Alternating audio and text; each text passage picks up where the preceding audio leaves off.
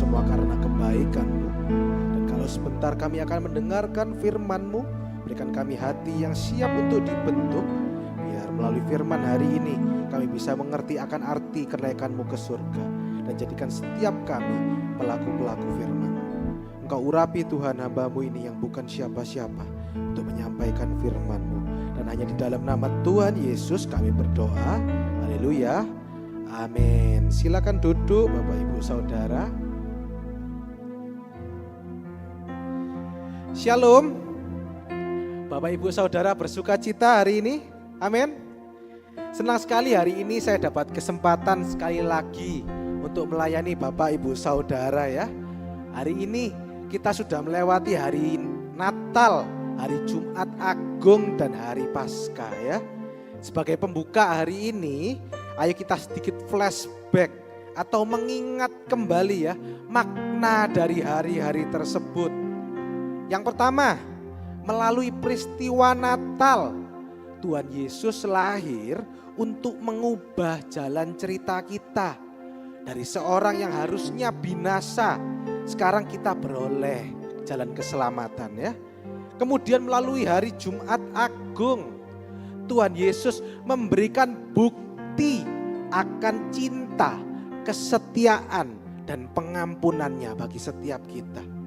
Dan lewat kebangkitannya di hari Paskah, dia hidup dan memastikan keselamatan yang diberikannya itu sempurna sampai tuntas dan tergenapi dalam hidup kita. Amin.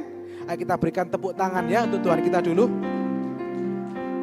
Hari ini kita merayakan hari kenaikan Tuhan Yesus ke sorga ya. Dan melalui kenaikan Tuhan Yesus ke sorga ini menandakan ya bahwa tugas Tuhan Yesus di dunia sudah selesai ya. Jadi hari ini kalau kita ya pengikut Kristus masih ada di dunia, belum ada di surga, berarti tugas kita di dunia belum selesai ya. Ya, berarti Tuhan masih mau pakai hidupmu. Ayo beritahu kiri kananmu, Tuhan masih mau pakai hidupmu. Ya. Hari ini jangan sia-siakan hidup kita Bapak Ibu. Karena sama seperti Tuhan Yesus ya. Ketika Tuhan Yesus hidup di dunia, dia hidup tidak menyanyiakan hidupnya, tapi dia melakukan segala yang dia bisa untuk menyelamatkan kita loh. Dan hari ini adalah giliran kita hidup di dunia. Ayo kita pakai hidup kita untuk melakukan segala yang kita bisa bagi Tuhan sampai tugas kita di dunia ini selesai ya. Dan sama ya seperti Tuhan Yesus, di akhir nanti kita juga akan diangkat naik ke surga. Amin. Jadi hari ini Bapak Ibu jangan sia-siakan hidup kita ya. Dan jangan sampai ada di GBT Mawar Saron ya, orang-orang yang suka minta mati. Ada di sini orang yang suka minta mati ada? Karena saya sering kali dengar ya, orang berkata pengen mati. Saya lebih baik mati Pak. Hidup di dunia ini sulit, ekonomi sulit Pak, keluarga sulit, saya sakit Pak, gak sembuh-sembuh enak mati Pak. Bapak Ibu, saya punya ya seseorang yang sangat saya kasih, sangat dekat dengan saya.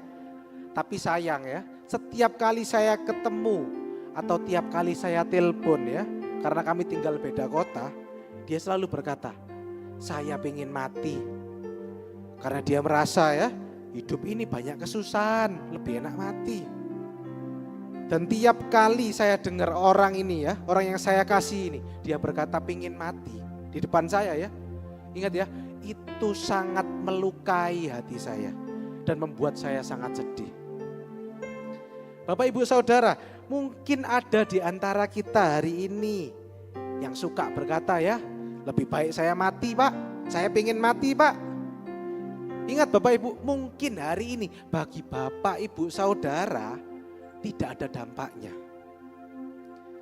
Tapi ingat, bagi orang yang mengasihi Anda itu sangat menyakitkan. ya.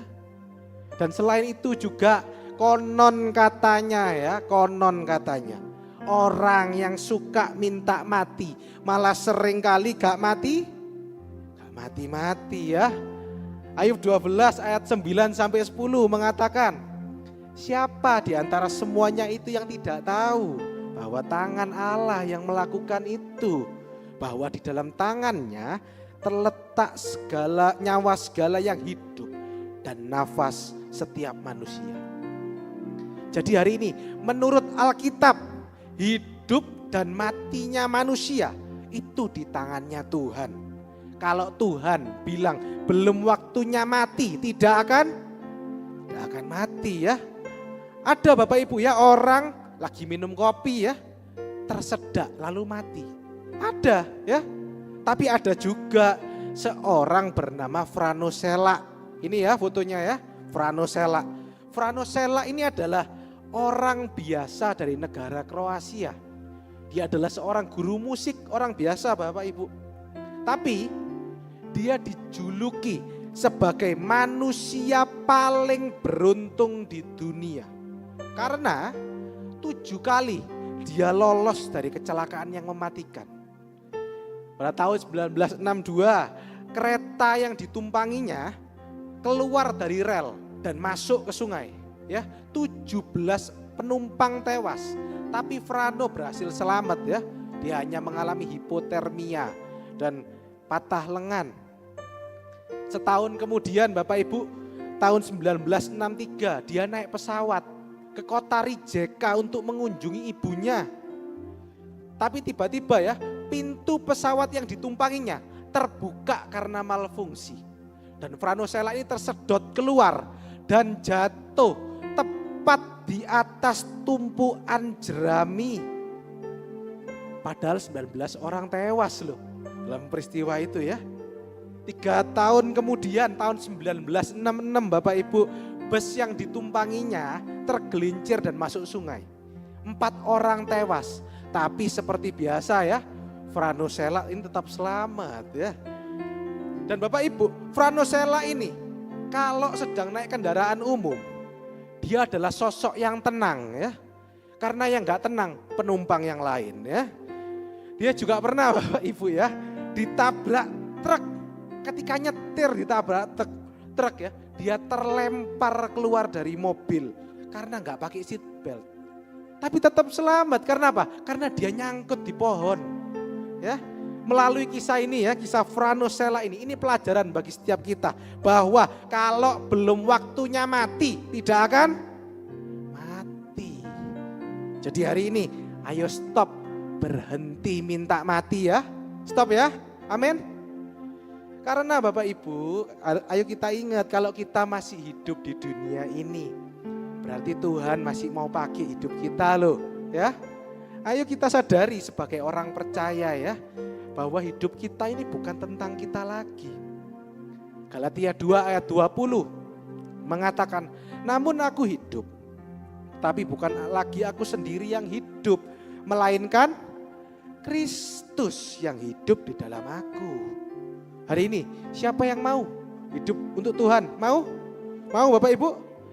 Tema khotbah hari ini, your turn. Artinya giliranmu. Hari ini kita akan belajar sama-sama ya, apa yang bisa saya kerjakan bagi Tuhan lewat hidup saya di dunia ini. Pertama-tama ayo kita baca ayat utama kita hari ini di dalam Kisah Para Rasul 1 ayat 6 sampai 9. Kisah Para Rasul 1 ayat 6 sampai 9. Judul perikopnya, Yesus terangkat ke surga. Maka bertanyalah mereka yang berkumpul di situ, Tuhan, maukah engkau pada masa ini memulihkan kerajaan bagi Israel? Jawabnya, engkau tidak perlu mengetahui masa dan waktu yang ditetapkan Bapa sendiri menurut kuasanya. Tetapi kamu akan menerima kuasa kalau Roh Kudus turun ke atas kamu. Dan kamu akan menjadi saksiku di Yerusalem dan di seluruh Yudea dan Samaria dan sampai ke ujung bumi. Sesudah ia mengatakan demikian, terangkatlah ia disaksikan oleh mereka. dan awan menutupnya dari pandangan mereka. Amin. Kita masuk pada poin pertama kita hari ini. Yang bisa saya kerjakan bagi Tuhan adalah giliran saya mengutamakan agendanya Tuhan Yesus. Ayo kita bahas satu persatu ya. Dikatakan tadi di ayat yang ke-6, maka bertanyalah mereka yang berkumpul di situ, Tuhan, maukah Engkau pada masa ini memulihkan kerajaan bagi Israel? Kenapa Bapak Ibu kok murid-murid menanyakan hal ini? Kenapa? Ada yang tahu? Ayo kita belajar ya, latar belakangnya. Pada masa itu, bangsa Israel sedang dijajah oleh kekaisaran Romawi. Dan bagi bangsa Yahudi, mereka sangat merindukan kemerdekaan dan pemulihan seperti di zaman Daud atau Salomo. Seperti kita tahu ya Bapak Ibu ya, untuk meraih kemerdekaan itu sangat sulit, bukan hal yang mudah. Kita bisa belajar gak perlu jauh-jauh dari negara kita, Indonesia. Indonesia ini ya dijajah Portugis 90 tahun. Dijajah Belanda 350 tahun. Dijajah Jepang 3 tahun. Dan apakah enak hidup dijajah? Enak Bapak Ibu? Gak enak ya. Gak enak. Dulu kalau kita belajar sejarah, sumber daya kita diambil, terutama rempah-rempah. Ekonomi kita dikuasai, dulu ada VOC. Kemudian disiksa secara fisik, dipaksa kerja rodi, dan tidak punya hak apalagi kebebasan. Mungkin kalau kita masih dijajah ya, kita tidak akan bisa berkumpul merayakan kenaikan Tuhan Yesus seperti hari ini ya. Tadi kita bisa nyanyi ya, sama-sama memuji Tuhan sama-sama. Bahkan dengarkan firman Tuhan sampai ketiduran ya. Saking nyamannya, saking bebas ya. Gak apa-apa Bapak Ibu ya. Kalau pendeta lain mungkin ada yang marah ya. Kalau ada yang tidur waktu dia khotbah ya. Kalau saya gak apa-apa Bapak Ibu ya. Saya anggap berarti gerejanya sudah nyaman ya. Feels like home ya. Seperti di rumah ya. Hari ini apakah kita sudah bersyukur Bapak Ibu tinggal di negara yang merdeka? Sudah? Ayo kita berikan tepuk tangan untuk Indonesia dulu ya. Kalau di total Bapak Ibu, Indonesia itu dijajah sekitar 443 tahun ya. Sedangkan ketika murid-murid tanya ini, total bangsa Israel sudah hidup dalam penjajahan adalah sekitar 750 tahun. Dari zaman bangsa Asyur, Babilonia sampai bangsa Romawi. Jadi mereka ini sudah capek dijajah. Dan mereka tahu ya, untuk meraih kemerdekaan adalah hal yang di luar kemampuan mereka. Oleh sebab itu mereka bertanya kepada Tuhan Yesus tentang pemulihan kerajaan Israel. Karena apa? Karena agenda paling utama di hidup mereka saat itu adalah pemulihan kerajaan Israel. Dan seringkali kita juga sama Bapak Ibu ya. Kita juga sama. Kita datang kepada Tuhan Yesus dengan segala agenda-agenda utama kita yang perlu untuk dipulihkan. Benar ya? Seringkali kita tanya kepada Tuhan ya, Tuhan, kapan Tuhan keuanganku ini dipulihkan Tuhan? Tuhan kapan Tuhan keluargaku ini dipulihkan kapan Tuhan? Tuhan kapan kesehatanku ini pulih Tuhan? Atau mungkin bagi yang muda-muda ya, kapan Tuhan aku dapat jodoh Tuhan? Kapan perjodohanku dipulihkan? Dan kita bawa semua agenda kita kepada Tuhan Yesus. Karena seringkali kita juga sama. Kita juga merasa pemulihan agenda kita ada di luar kemampuan kita. Hari ini saya mau katakan ya, kita sudah benar membawa setiap agenda kita ke alamat yang tepat, yaitu kepada Tuhan Yesus.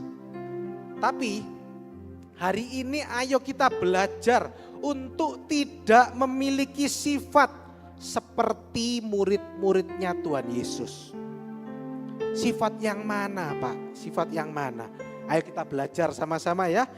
Dalam ayat sebelumnya, dalam Kisah Para Rasul 1 ayat 3 dikatakan, kepada mereka ia menunjukkan dirinya setelah penderitaannya selesai dan dengan banyak tanda ia membuktikan bahwa ia hidup. Sebab selama 40 hari ia berulang-ulang menampakkan diri dan berbicara kepada mereka tentang kerajaan Allah. Jadi Bapak Ibu, selama 40 hari ya, Tuhan Yesus dulu menampakkan diri berulang-ulang. Dan Tuhan Yesus mengajar murid-muridnya secara khusus tentang agendanya Tuhan, yaitu tentang kerajaan Allah. Jadi hari ini agendanya Tuhan itu supaya murid-murid fokusnya pada hal-hal yang kekal ya. Untuk mencari Tuhan, untuk melayani Tuhan, untuk memenangkan jiwa bagi kerajaan Allah. Tapi kita lihat murid-muridnya Tuhan Yesus, setelah 40 hari mereka tetap tanya tentang kerajaan Israel. Kenapa? Karena yang mereka mau adalah agenda mereka yang harus diutamakan daripada agendanya Tuhan. Sifat pertama yang jangan kita miliki adalah jangan selalu mengutamakan kepentingan diri sendiri. Hari-hari ini ya, banyak orang selalu mementingkan kepentingan diri sendiri. Dan apakah kita salah satunya? Mungkin dalam rumah tangga kita hari ini, atau mungkin dalam pertemanan kita, atau mungkin di dalam pelayanan kita.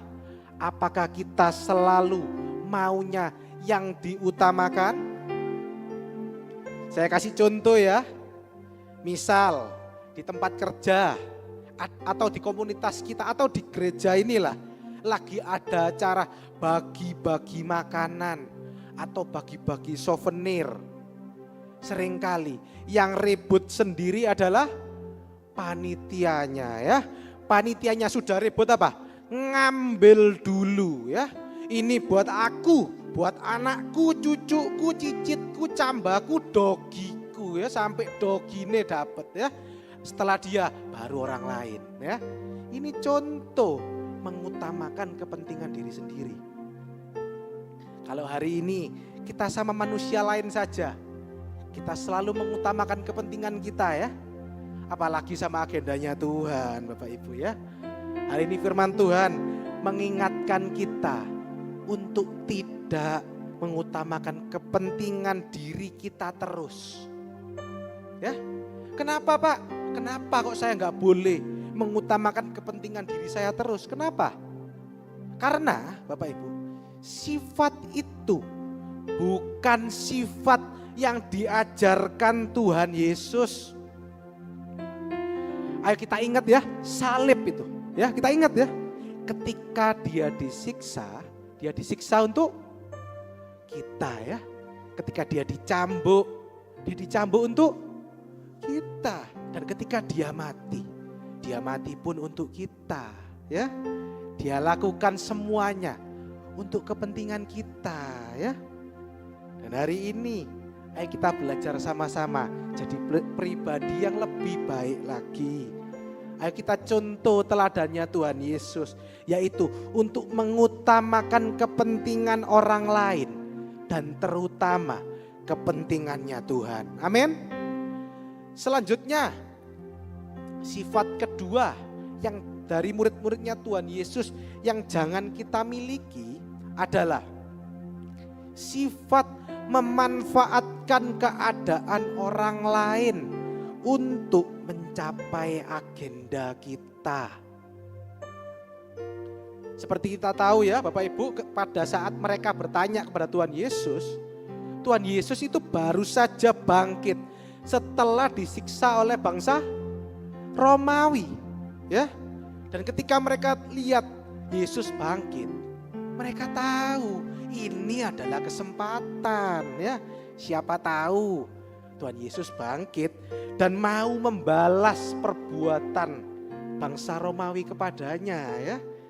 Jadi mereka tanya dan memanfaatkan keadaan itu untuk mencapai agenda mereka, yaitu supaya Israel ikut dipulihkan. Padahal Bapak Ibu, setelah Yesus bangkit, dia tidak pernah sekalipun berbicara tentang bangsa Romawi. Gak pernah sekalipun. Hari ini pesan Tuhan bagi kita, jangan suka memanfaatkan keadaan orang lain. Kalau di kantor teman kita sedang kesulitan, jangan kita malah memanfaatkan keadaan, ya. Kita malah ngasih saran yang buruk. Kita malah menjelek-jelekan teman kita supaya kita naik jabatan. Jangan Bapak Ibu, ya. Buat yang muda-muda, jangan jadi orang yang suka PHP. Alias apa? Pemberi harapan palsu, ya. Tahu ada yang naksir kita, tapi malah kita manfaatkan, ya, untuk kepentingan kita. Minta ini, minta itu. Habis gitu diputus, ya. Jangan, ya. Jangan. Ayo kita ingat, kita hidup untuk mengutamakan agendanya Tuhan. Yang artinya segala yang kita lakukan bukan untuk keuntungan diri kita, tapi untuk kemuliaan namanya Tuhan. Amin. Pak, kalau terus mengutamakan agendanya Tuhan, Pak, lalu kapan, Pak, agenda saya yang dipulihkan? Kapan, Pak? Saya butuh loh, Pak. Kapan? Ayo kita belajar bagaimana jawabannya Tuhan Yesus, ya. Ayo kita baca ayat berikutnya, Kisah Para Rasul 1 ayat 7. Jawabnya, engkau tidak perlu mengetahui masa dan waktu yang ditetapkan Bapa sendiri menurut kuasanya. Jadi Bapak Ibu, hari ini Tuhan bilang kita tidak perlu tahu masa dan waktu karena semua sudah ditetapkan Bapa sendiri menurut kuasanya. Alias Tuhan itu sudah punya rencana bagi setiap agenda dunia kita itu loh, sudah. Dan Dia yang paling tahu kapan waktu terbaik untuk memulihkan agenda kita. Jadi hari ini waktunya kapan itu adalah bagiannya Tuhan, ya. Sedangkan bagian kita adalah kita taat mengutamakan agendanya Tuhan. Sekalipun sampai hari ini agenda-agenda dunia kita belum dipulihkan. Jadi kalau hari ini, ya, keuangan kita, keluarga kita, kesehatan kita belum dipulihkan, jangan kecewa, ya, dan mundur dari Tuhan, ya. Jangan, ya. Apalagi kita memaksa Tuhan untuk mengutamakan agenda kita. Jangan, ya. Saya catat Bapak Ibu, ya. Saya catat. Mengutamakan agendanya Tuhan bukan berarti kita melupakan agenda kita yang lain, ya. Tapi menempatkan segala agenda kita yang lain itu loh di bawah kendalinya Tuhan. Apakah mudah? Apakah mudah Bapak Ibu? Sulit Bapak Ibu, ya. Sulit. Karena saya sendiri juga pernah mengalaminya, ya. Saya pernah mengalaminya. Dulu pada tahun 2013 Bapak Ibu. Ketika papa saya, ya, Pak David Gunawan baru dipanggil pulang Tuhan. Waktu itu kami sekeluarga nggak siap, ya Bapak Ibu, ya. Kami sekeluarga nggak pernah siap untuk waktu itu. Ketika itu saya masih kuliah semester 1. Dan tiba-tiba saya sudah nggak punya seorang papa. Dan satu hal yang paling menjadi kekhawatiran saya pada waktu itu adalah tentang keuangan. Karena Bapak Ibu, sumber pendapatan keluarga kami satu-satunya ya dari papa saya ya. Dan tiba-tiba keluarga kami sudah gak punya pendapatan hari itu. Selain itu juga kebetulan saya juga kuliah ekonomi ya. Jadi saya tahu bahwa tidak boleh besar pasak daripada tiang ya. Jadi cepat atau lambat kami pasti butuh uang. Dan ketika itu saya langsung berpikir. Dan saya memutuskan untuk saya harus kuliah sambil kerja. Saya pikir untuk bantu-bantu cari uang ya. Selain itu saya juga perlu untuk diri saya sendiri, untuk uang bensin, untuk uang jajan. Jadi dulu Bapak Ibu akhirnya saya kerja ya. Jadi agen properti. Jadi saya dulu agen properti, kantornya dulu di Pakuwon City. Saya masih ingat Laguna ini ya. Dan pada saat awal-awal bergabung lumayan Bapak Ibu ya. Saya dalam 3 bulan pertama saya bisa jual 1 rumah sama 1 apartemen.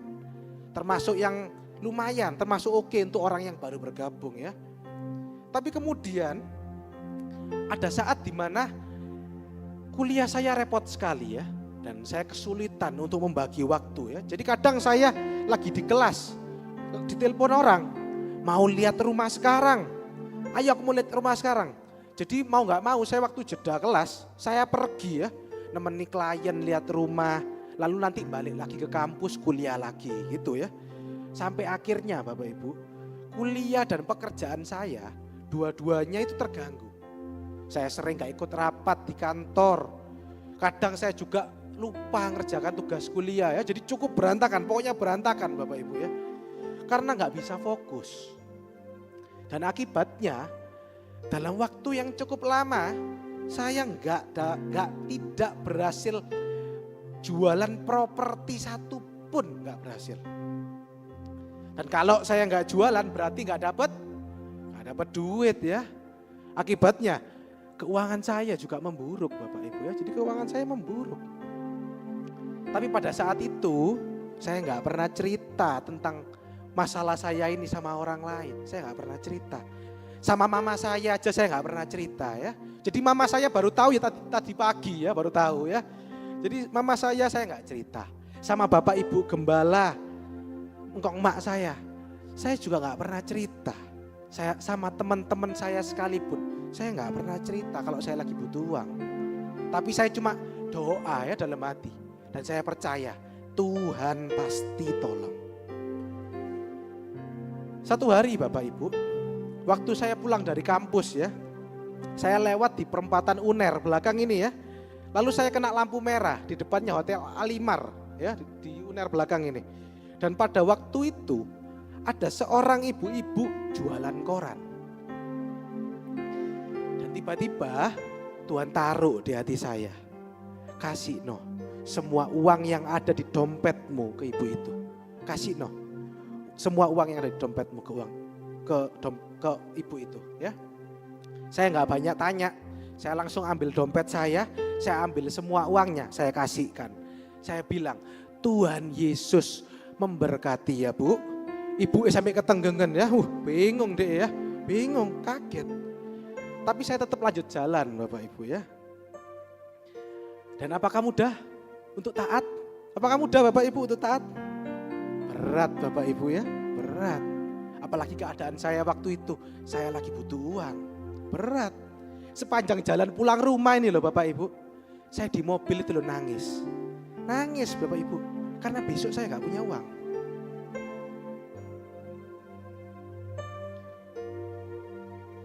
Tapi waktu itu saya cuma mau taat ya dengan apa yang Tuhan taruh di hati saya. Saya nggak tahu ya, ibu koran itu butuh apa, uangnya dipakai buat apa, saya nggak tahu. Atau mungkin ibu koran itu sengaja Tuhan pakai untuk menguji saya. Taat apa enggak Felix ini dengan agendaku di dalam keadaan saya serba kekurangan waktu itu. Saya waktu itu nggak tahu, saya nggak tahu ya. Yang saya tahu waktu itu cuma taat. Dan kemudian saya sampai di rumah Bapak Ibu ya. Sampai di rumah. Waktu saya sampai di rumah baru buka pintu ya. Saya masih ingat dengan jelas ya. Saya lihat ada cici saya ya, cici saya Louis di belakang itu ya. Dia bilang, kenapa matamu? Soalnya bengkak Bapak Ibu ya, mari nangis ngejer Bapak Ibu ya. Gak punya duit soalnya besok ya. Jadi saya nangis, di mobil itu bener-bener nangis saya. Terus cici saya bilang ya, kamu tadi dicari sama orang ini loh, orang yang saya kenal ya. Lalu saya bilang, oh iya Ci, ya oke. Terus cici saya bilang lagi ya, ini dititipi uang, disuruh kasih buat kamu. Bapak Ibu, gantian saya yang ketenggengen ya. Saya ketenggengen Bapak Ibu ya. Saya terima uangnya, ketika saya terima uangnya, saya cuma bisa geleng-geleng kepala ya. Saya hitung uangnya jauh lebih banyak dari yang saya beri untuk ibu koran itu ya. Dan saya lihat sendiri ya, berkat yang saya terima sampai hari ini di hidup saya gak pernah berhenti. Sampai hari ini loh Tuhan masih pelihara. Amin. Ayo kita berikan tepuk tangan dulu untuk Tuhan ya. Jadi ayo kita taat ya untuk mengutamakan Tuhan di hidup kita. Amin. Ayo kita baca Matius 6 ayat 31 sampai 33. Matius 6 ayat 31 sampai 33. Ayo kita baca sama-sama ya dengan suara yang keras ya. 3, 2, 1. Sebab itu janganlah kamu khawatir dan berkata, apakah yang akan kami makan? Apakah yang akan kami minum? Dan apakah yang akan kami pakai? Semua itu dicari bangsa-bangsa yang tidak mengenal Allah. Akan tetapi Bapamu di surga tahu bahwa kamu memerlukan semuanya itu. Tetapi carilah dahulu kerajaan Allah dan kebenarannya, maka semuanya itu akan ditambahkan kepadamu. Amin.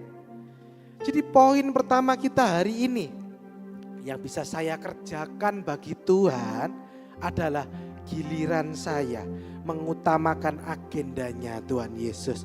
Ayo kita berikan tepuk tangan dulu ya untuk Tuhan kita. Kita masuk pada poin yang terakhir, poin yang kedua. Dalam Kisah Para Rasul 1 ayat 8 dikatakan, tetapi kamu akan menerima kuasa kalau Roh Kudus turun ke atas kamu. Dan kamu akan menjadi saksiku di Yerusalem dan di seluruh Yudea dan Samaria dan sampai ke ujung bumi. Poin kedua hari ini adalah giliran saya menceritakan Tuhan Yesus kepada sekeliling saya. Jadi hari ini jangan berhenti hanya sampai mengutamakan agendanya Tuhan Yesus. Jangan ya. Tapi hari ini Tuhan mau kita semua ini loh jadi saksinya. Tadi saya sudah cerita ya tentang bagaimana pengalaman saya ditolong Tuhan. Dan saya percaya setiap bapak ibu semua pasti punya pengalaman hidup bersama Tuhan. Benar ya? Dan hari ini ayo kita ceritakan tentang Tuhan kita kepada keluarga kita, sahabat kita, kenalan-kenalan kita, dan kepada orang-orang yang belum percaya kepada Tuhan kita. Supaya semua orang itu loh kenal dan tahu siapa Tuhan kita, siapa namanya? Yesus Kristus. Amin. Dan juga hari ini kita belajar melalui kenaikan Tuhan Yesus, kita diingatkan untuk menjadi saksi. Tidak perlu menunggu keadaan kita baik dulu. Seperti murid-muridnya Tuhan Yesus, ketika mereka diutus, kerajaan Israel ini belum dipulihkan Bapak Ibu ya. Masih belum dipulihkan tapi mereka diutus untuk jadi saksi. Justru kalau hari ini keadaan kita gak baik, itu adalah kesempatan untuk melakukan giliran kita bagi Tuhan. Hari ini Bapak Ibu, kalau bisnis kita lagi sepi atau mungkin sakit kita hari ini masuk stadium paling akhir, atau mungkin keadaan kita, keadaan keluarga kita masih kacau balau, apakah kita masih bisa mengatakan Tuhan Yesus baik? Masih bisa? Atau apakah hidup yang kita jalani ini masih bisa jadi kesaksian bagi sekeliling kita? Hari ini Bapak Ibu, pesan Tuhan ya, kalau dalam kondisi sulit, tetap utamakan Tuhan ya, dan jadilah saksinya. Dan jangan pernah kita mundur, tapi sebaliknya ya, sekarang kalau kita sedang dalam kondisi yang sulit, sekarang kita katakan ya, sekarang giliranku Tuhan. Amin. Sekarang ini giliranku Tuhan. Percaya Bapak Ibu, amin. Hari ini kita sudah belajar 2 hal ya. Kita baca sama-sama sekali lagi ya. Katakan sama-sama sekali lagi 3, 2, 1. Yang bisa saya kerjakan bagi Tuhan adalah 1. Giliran saya mengutamakan agendanya Tuhan Yesus. 2. Giliran saya menceritakan Tuhan Yesus kepada sekeliling saya. Bapak Ibu, ini adalah 2 hal yang Tuhan minta dari kita sebelum dia naik ke surga ya. Hari ini jangan sia-siakan hidup kita, tapi ayo gunakan hidup kita ini, nafas yang masih ada untuk melayani Tuhan. Amin. Dan sebagai penutup hari ini, ayo kita baca ayat terakhir dalam Kisah Para Rasul 1 ayat 9. Sesudah ia mengatakan demikian, terangkatlah ia disaksikan oleh mereka, dan awan menutupnya dari pandangan mereka. Percayalah Bapak Ibu, satu hari kita gak akan seperti murid-muridnya Tuhan Yesus ya, yang hanya melihat. Tapi satu kali kita tidak akan hanya melihat ke langit, tapi kita juga akan diangkat naik ke sana untuk berjumpa dengan Tuhan kita di dalam kemuliaan. Amin. Saya tidak perpanjang khotbah hari ini. Tuhan Yesus memberkati kita semua.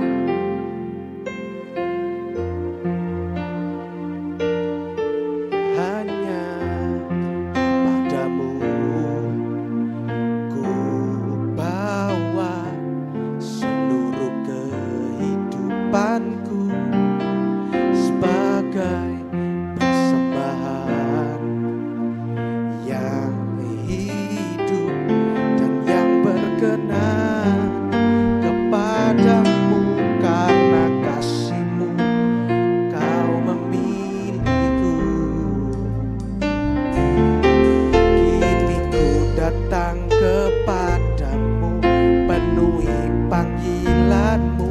sama-sama.